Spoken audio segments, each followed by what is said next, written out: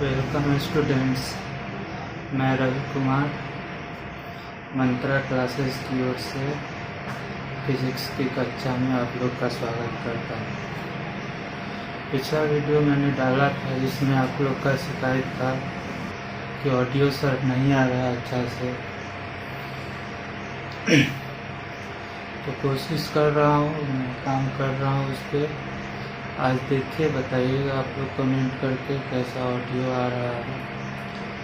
तो last class में हम लोग पहला चैप्टर से शुरू किए थे, हालांकि आप लोग तो क्लास में पढ़ चुके थे। इलेक्ट्रोस्टैट हम लोग शुरू किए थे तो कुछ दूर तक हम लोग आगे आ गए थे, लेकिन चूँकि अब इतना गैप हो चुका है तो हम लोग थोड़ा सा रिवीजन करते चलेंगे। एक चीज़ और हम बोले थे आप लोग को कि पेन और पेपर लेके वीडियो देखने बैठिएगा।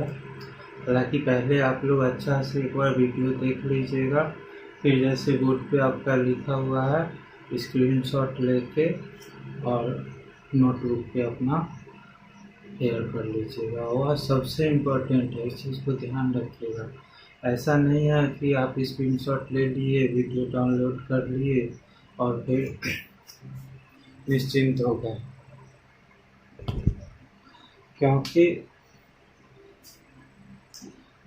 लास्ट क्लास में हम चर्चा भी किए थे आप लोग से कि ऑनलाइन हम क्यों नहीं आ रहे थे या क्यों हम ऑनलाइन क्लास को एवॉइड करना चाह रहे थे। और सबसे बड़ा रीज़न ये है कि जैसे आपको कोई बुक कहीं से लाते हैं तो, या कोई नोट किसी सर का नोट लाते हैं, कुछ स्टडी मटेरियल लाते हैं, तो आपकी बेचैनी तभी तक रहती है जब तक कि आपका वह नोट या फ़ोटो कॉपी करवा के नहीं ले आते हैं। और एक बार जब आपका आ गया नोट या फ़ोटो कॉपी या स्टडी मटेरियल जो भी है, तो आराम से उसको रख के भूल जाते हैं। तो जैसे हम लोग का क्लास चलता था, मित्रा में आप लोग पढ़ रहे थे, उसका सबसे बड़ा फ़ायदा ये था कि वहाँ स्क्रीनशॉट लेके या वीडियो डाउनलोड करके आप सो नहीं सकते। अगर क्लास में 100 स्टूडेंट बैठा हुआ था तो 100 का 100 जो पढ़ाई होता था उससे जुड़ा हुआ था, नोट कर रहा था लगभग। और उसका रिजल्ट भी आप लोग देख रहे थे, पिछले 2-3 साल का रिजल्ट। उतना कड़ाई होने के बावजूद भी हम लोग का संस्थान काफ़ी अच्छा रिजल्ट दिया, तो रेगुलरिटी भी था, सारा चीज़ था। लेकिन अभी तो जो सिचुएशन है कोरोना वायरस के कारण, तो अब तो ऑनलाइन ही एक सहारा। हालांकि इसका निगेटिव अगर कुछ पहलू है तो पॉजिटिव भी है। जैसे अभी आप लोग बोर्ड का स्क्रीनशॉट ले लीजिएगा और एक और हम लिखेंगे इसके बाद, उसका भी ले लीजिएगा और आराम से वीडियो देखने के बाद लास्ट में आप उसको पेन पेपर से नोट जरूर कीजिएगा। और जितना भी क्वेश्चन आपका या जो भी हम नोट दे रहे हैं, एग्जैक्टली आपको एग्जाम में आने वाला है 1 लाइनर, 2 लाइनर और ऑब्जेक्टिव। तो धीरे धीरे हम लोग शुरू किए हैं, आगे का काम भी करेंगे। एक चीज़ और आप लोग को बताना चाहेंगे कि विज्ञान विषय बहुत एक्साइटिंग है, खासकर फिजिक्स जो है, या कभी बोरिंग नहीं हो सकता। तो आप लोग को इसको एज ए बोझा की तरह, रिस्पॉन्सिबिलिटी की तरह नहीं लेना चाहिए। आपको फिजिक्स पढ़ने में मज़ा आना चाहिए, सब्जेक्ट को आपको एंजॉय करना चाहिए। और फिजिक्स हमेशा हम कहते हैं कि यह डे टू डे, दिन प्रतिदिन के काम से आपका जुड़ा हुआ अनुभव। जैसे 11 में आप लोग को बताते थे, आप लोग पढ़े हैं जड़त्व का नियम। जड़त्व का नियम क्या कहता है? तो कोई भी वस्तु जो कि अगर विरामावस्था में है तो विराम में ही रहना चाहती है, गति की अवस्था में है तो गति की अवस्था में ही रहना चाहती है। और यह नियम हर एक जीवित निर्जीव सभी वस्तुओं पे लागू होता है। यहाँ तक कि अगर आप लोग सोचिएगा तो पढ़ाई पे भी लागू होता है। अगर इतना दिन के लॉकडाउन में आप लोग अगर पढ़ाई से दूर हो गए होंगे तो फिर से उसको आपको शुरू करने में काफ़ी ज़्यादा मेहनत करना पड़ेगा। जैसे कोई भारी चक्का है, कार है, तो उसको शुरुआत में धक्का देने में काफ़ी अधिक बल लगाना पड़ेगा। लेकिन एक बार जब वह घूमने लगता है तो फिर आसानी से होते हैं। तो हम लोग तो काफ़ी मेहनत किए थे, आप लोग का शुरुआती ज़रूरत तो हम लोग तोड़ दिए थे, जकरन को हटा दिए थे, लेकिन इसको बैड लक कहिए। हालांकि कैसे कर सकते हैं, यह तो सबके साथ यह सिचुएशन है, अचानक से क्लासरूम वगैरह आपका बंद करना पड़ा। तो खैर कोई बात नहीं है, हम लोग ऑनलाइन माध्यम से पढ़ेंगे। ज़्यादातर हमारे स्टूडेंट ही सब्सक्राइबर हैं या नए लोग भी जुड़ेंगे। तो भगवान श्री कृष्ण के विषय में आप लोग जानते होंगे, जन्म कहाँ हुआ था उनका? गोकुल में, गोकुल वृंदावन, गोकुल में पैदा हुए थे, लेकिन उनका कर्म भूमि जाके बना था मथुरा में। यानी कि जब वह जवान हुए, बड़े हुए, तो उन्होंने अपना कर्म क्षेत्र चुना था मथुरा को। वहाँ पे काफ़ी अत्याचार था कंस का, तो जाके उससे लड़ाई लड़े, उसका अत्याचार खत्म किए। तो मेरा भी अगर जहाँ तक सोचेंगे तो मेरा जन्म भी मथुरा में हुआ है, और मैंने अपनी जन्मभूमि को ही अपना कर्म भूमि भी माना। यानी कि मुझे आप लोग के बीच ही रहना है और आप लोग के लिए ही काम करना है, यही हमारा कर्म भूमि है। और यही मेरा सबसे बड़ा प्रेरणा का भी स्रोत है, जिसके कारण अब नहीं चाहते हुए भी अब हम आप लोग के लिए ऑनलाइन क्लास शुरू किए हैं। लेकिन इसका फ़ायदा तभी होगा जब आप लोग आत्मानुशासन में आइएगा, डिसिप्लिन होंगे। कहने का मतलब कि यह नहीं होना चाहिए कि सर नहीं देख रहे हैं, हम तो नहीं देख रहे हैं आप लोग को क्या कर रहे हैं नहीं कर रहे हैं अभी, तो वीडियो देखे या डाउनलोड कर लिए, स्क्रीनशॉट ले लिए और बाद में कर लेंगे, तो वह बाद में कभी नहीं आता।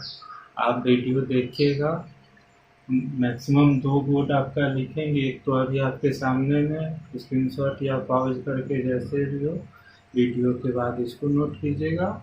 और हो सकता है एक और हमको लिखने का ज़रूरत पड़े जब स्ट्रक्चर समझाएंगे इलेक्ट्रॉनिक सिद्धांत का आपका, तो उसको भी आप लोग नोट कर लीजिएगा, ठीक है।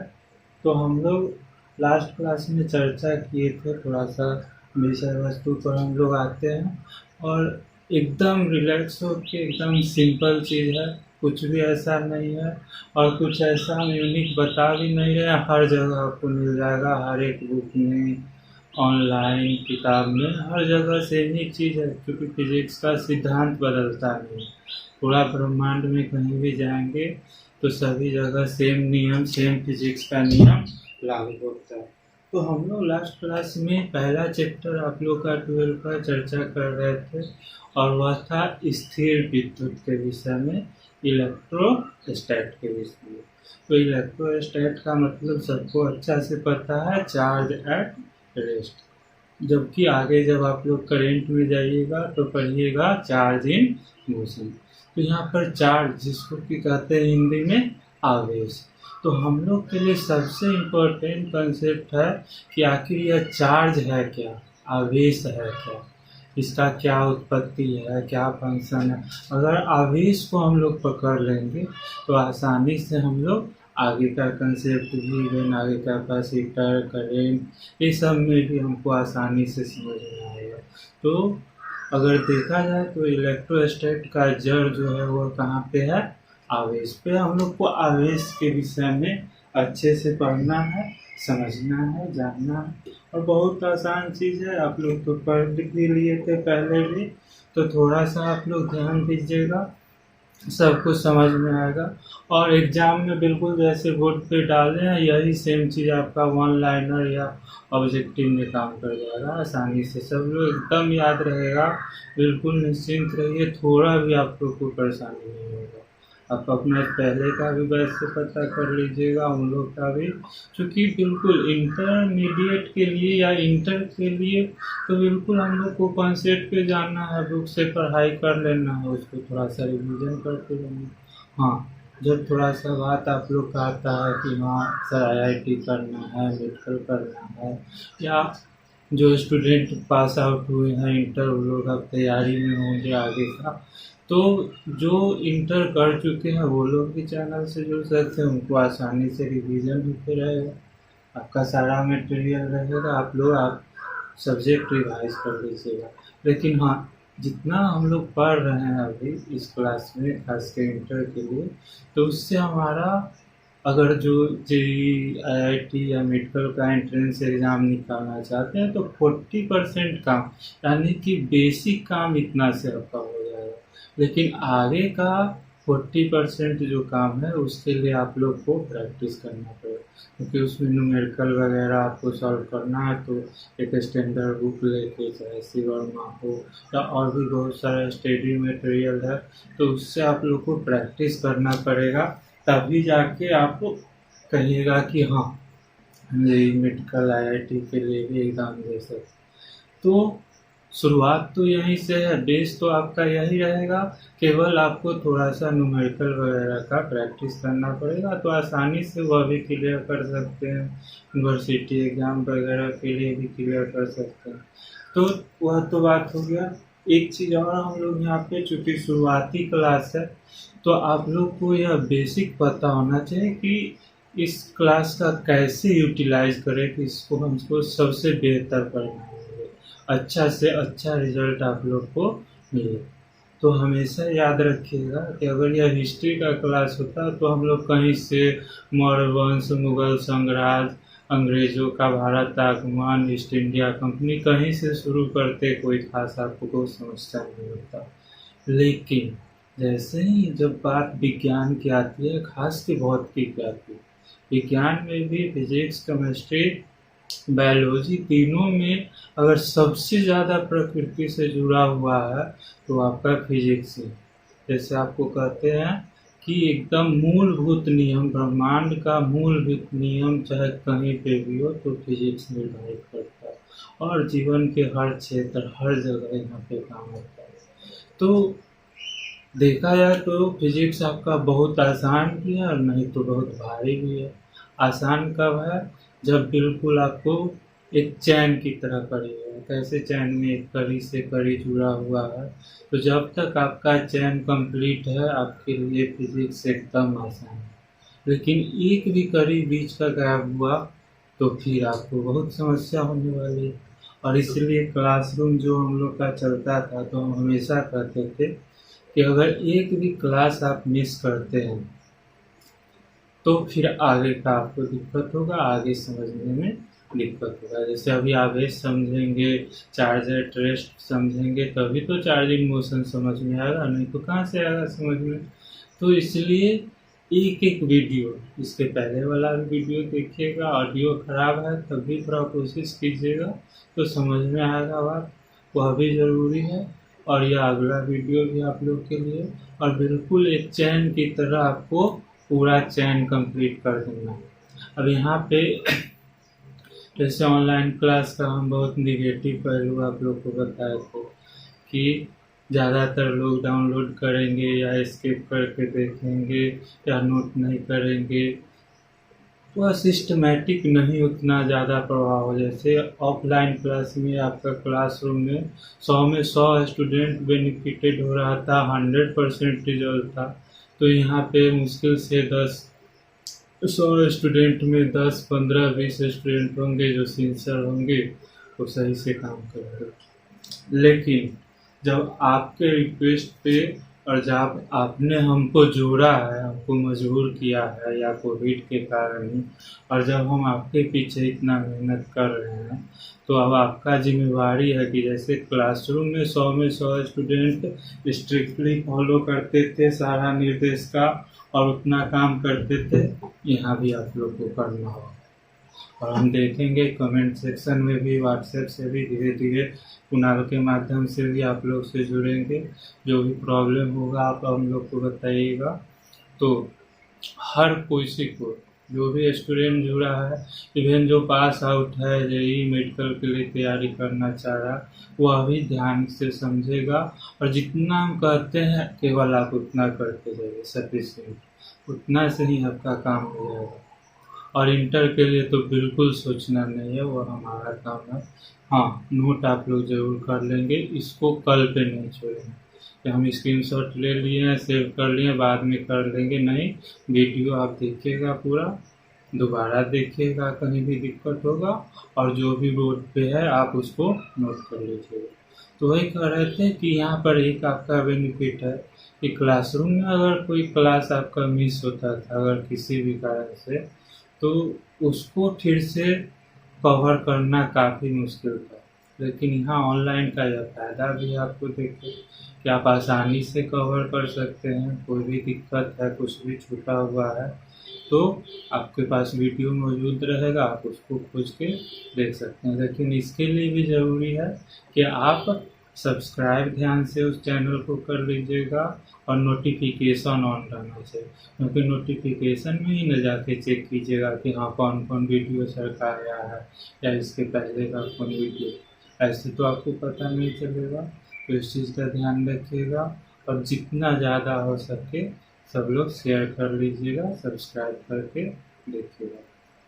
तो बेनिफिट भी है, ऐसा नहीं है कि कोई भी चीज़ है तो उसका अच्छा पहलू भी है, नेगेटिव पहलू भी है। तो ऑनलाइन क्लास का भी अगर कुछ नेगेटिव पहलू है तो कुछ पॉजिटिव चीज़ भी है, और बहुत अच्छा चीज़ है कि आप आसानी से आप सारा वीडियो सिस्टमेटिक ढंग में देख सकते हैं, और अपना समय से अपना टाइमिंग से देख सकते हैं। तो अच्छा बात है। खैर चलिए हम लोग चर्चा करेंगे आवेश के विषय में, ठीक है। तो आवेश क्या है, ठीक है, सबसे पहले इस चीज़ को समझते हैं। तो मैट्रिक स्तर पे भी आप लोग आवेश के विषय में पढ़े होंगे कि सजातीय आवेश जो है वह प्रतिकर्षित करते हैं, विजातीय आवेश आकर्षित करते हैं। यानी कि आवेश दो तरह के होते हैं, धन आवेश और ऋण आवेश। बोर्ड पे भी हमने आपका लिखा हुआ है कि आवेश दो तरह का है आपका, एक धन आवेश है पॉजिटिव चार्ज, और एक ऋण आवेश है नेगेटिव चार्ज। अब लास्ट क्लास में चर्चा किए थे कंघी का, कि सूखा वाल में कंघी करते हैं तो कागज़ के टुकड़ों को आकर्षित करने लगता है, या बादल में आप लोग सुनते हैं कि बिजली पैदा होती है, तो वह कहाँ से पैदा होती है। तो स्थिर विद्युत का काफ़ी सारा स्कोप है, काफ़ी सारा एरिया है, और उसका सिद्धांत हम लोग को अत्यंत आवश्यक है समझना, और उसको समझने के लिए हम लोग को आवेश समझना है। तो सबको अच्छा से पता है कि आवेश जो है तो वह प्रकृति में मूल आवेश किसके पास है, इलेक्ट्रॉन के पास है और प्रोटॉन के पास है। बस इन्हीं दो प्रकृति में मौलिक रूप से मूल आवेश केवल इलेक्ट्रॉन के पास है और प्रोटॉन के पास है, और दोनों का आवेश कितना है तो उसको ई से संबोधित करते हैं, स्मॉल ई लिखते हैं, ठीक है। तो यहाँ पे आप लोग देखिएगा कि मूल आवेश आवेश की न्यूनतम संभव मात्रा को मूल आवेश कहते हैं। यहाँ पे लिखा हुआ है, दिख रहा होगा आप लोग को, आवेश की न्यूनतम संभव मात्रा को मूल आवेश कहते हैं। इसे स्मॉल ई से प्रदर्शित करते हैं, और ई का वैल्यू है 1.6 × 10⁻⁻19 कूलम। अब यहाँ पे देखना है कि इलेक्ट्रॉन है और प्रोटॉन है। इलेक्ट्रॉन के पास सबको पता है कि ऋण आवेशित कण है, माइनस ई आवेश होता है, और प्रोटॉन के पास क्या होता है, प्लस ई आवेश होता है। ई का वैल्यू कितना होता है, 1.6 × 10⁻⁻19 कूलम। तो अब जब मूल आवेश केवल इलेक्ट्रॉन और प्रोटॉन के पास है, तो कोई भी वस्तु है, चाहे आपका कंघी था, बादल था, या और भी कोई वस्तु, वह आवेशित कैसे होती है, इस चीज़ को सबसे पहले हम लोग समझेंगे, फिर सारा चीज़ आपका नोट भी करवा देंगे। तो कोई भी वस्तु आवेशित कैसे होती है, यहाँ पे कंसेप्ट आता है फ्रिक्शनल इलेक्ट्रिसिटी का। तो फ्रिक्शनल इलेक्ट्रिसिटी जिसको कहते हैं घर्षण विद्युत। तो फ्रिक्शनल इलेक्ट्रिसिटी में क्या होता है कि जब भी कोई दो वस्तु चाहे आपका बाल और कंघी है या बादल और हवा है, तो कोई भी दो वस्तु या कांच की छड़ को रेशम से रगड़ रहे हैं, गुनाइट की छड़ को बिल्ली की खाल से रगड़ रहे हैं, कोई भी दो सतह के बीच जब घर्षण होता है तो घर्षण के कारण क्या होता है कि इलेक्ट्रॉन कुछ अतिरिक्त एनर्जी प्राप्त कर लेता है और उससे बाहर निकल जाता है। तो रिलेटिव रूप से जिसका इलेक्ट्रॉन वीकली बॉन्डेड है, कमजोर रूप से जुड़ा हुआ है, वो आसानी से उससे बाहर निकल जाएगा। तो अगर किसी वस्तु से कुछ इलेक्ट्रॉन निकल जाता है तो निश्चित रूप से उसमें क्या हो जाएगा, इलेक्ट्रॉन की कमी हो जाएगी। तो एटॉमिक स्ट्रक्चर हम लोग पहले थोड़ा सा देख लेते हैं, इसको हम मिटा देते हैं आप लोग को, और एटॉमिक स्ट्रक्चर के आधार पे हम लोग समझने का कोशिश करेंगे।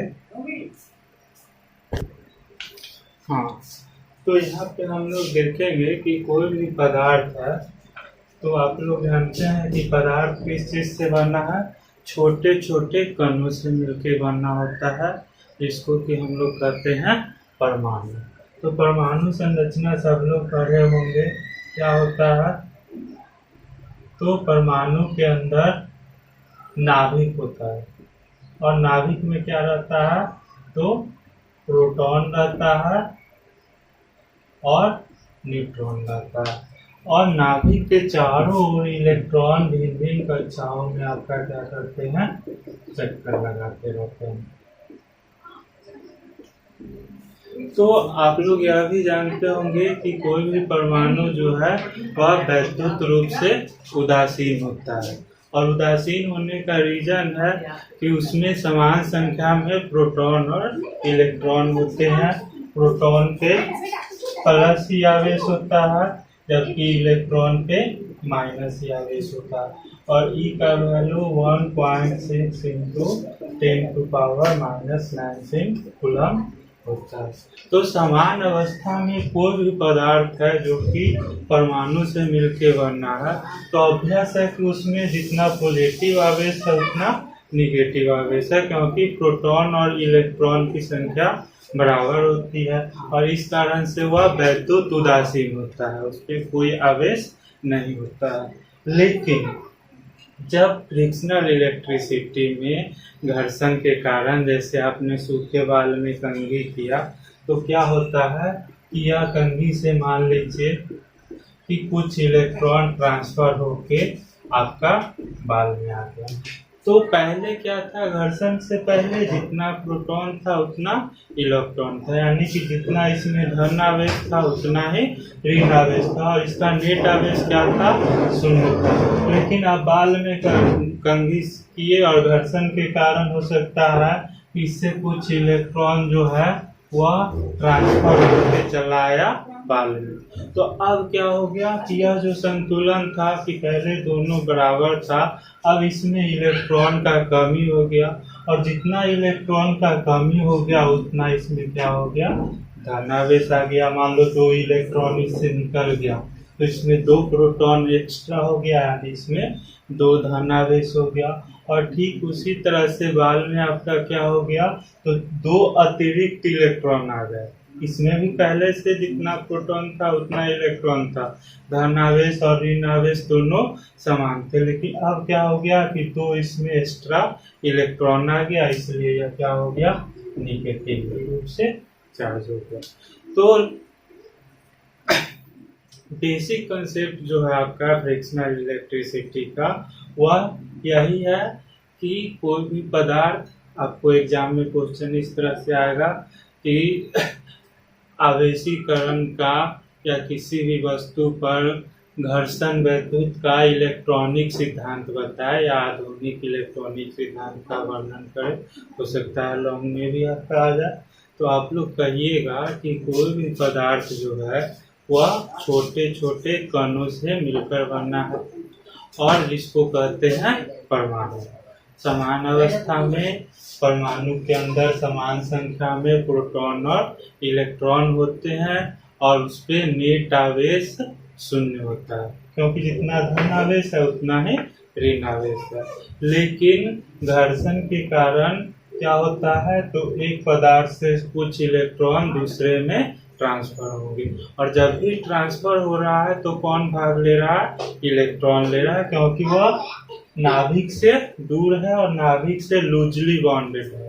प्रोटॉन भाग नहीं ले रहा है क्योंकि वह नाभिक के अंदर है। तो जैसे ही इलेक्ट्रॉन, अगर मान लो कंघी से कुछ इलेक्ट्रॉन बाल में आपका ट्रांसफर हो रहा है, तो जिससे इलेक्ट्रॉन निकला तो उसमें धनावेश की आवश्यकता हो गई, उतना धनावेश हो गया, और जिसमें यह अतिरिक्त इलेक्ट्रॉन गया उस पर ऋणावेश हो गया। लेकिन क्या कोई नया आवेश पैदा हुआ? कोई भी नया आवेश पैदा तभी होगा जब कोई नया इलेक्ट्रॉन आता या नया प्रोटॉन आता, तो ऐसा तो कुछ नहीं दिख रहा है, इसलिए कोई भी नया आवेश पैदा नहीं हुआ है, केवल आवेशों का पुनर्वितरण हुआ है। और इसी पे आपका 2 नंबर का क्वेश्चन हो जाएगा कि आवेश के संरक्षण के सिद्धांत से क्या समझते हैं।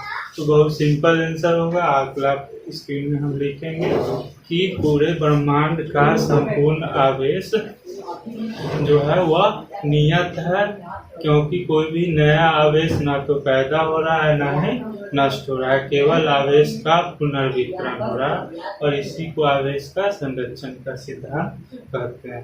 तो आज का मेन कंसेप्ट आप लोग याद रखिएगा कि कोई भी वस्तु पे जो आवेश पैदा हो रहा है वह किसके कारण हो रहा है, मूल आवेश के कारण हो रहा है।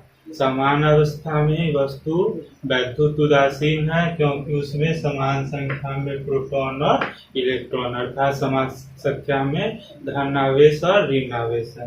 लेकिन फ्रिक्शनल इलेक्ट्रिसिटी में, घर्षण वैद्युत में, एक वस्तु से कुछ इलेक्ट्रॉन दूसरे में ट्रांसफर हो रहा है, तो जिससे इलेक्ट्रॉन निकल रहा है उसमें धन आवेश की अधिकता हो जा रही है, वह पॉजिटिवली चार्ज हो गया, धन आवेशित हो गया, और जिसमें अतिरिक्त इलेक्ट्रॉन गया तो उसमें ऋण आवेश की अधिकता हो गई और वह नेगेटिवली चार्ज हो गया। यहाँ तक क्लियर है सब लोग का।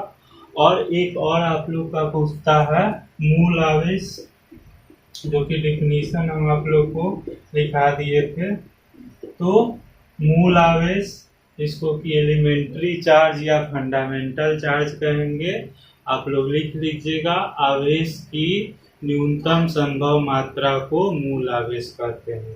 यानी कि आवेश का न्यूनतम संभव मात्रा किसके पास है? ऑब्वियस रूप से इलेक्ट्रॉन या प्रोटॉन के पास है, जिसको क्या कहते हैं, ई कहते हैं। ई का वैल्यू पता ही है आपको, 1.6 इंटू 10⁻⁻19 कूलम। अब यहीं से आपका कंसेप्ट पैदा हो जाएगा आवेश का क्वांटमीकरण या क्वांटाइजेशन ऑफ चार्ज।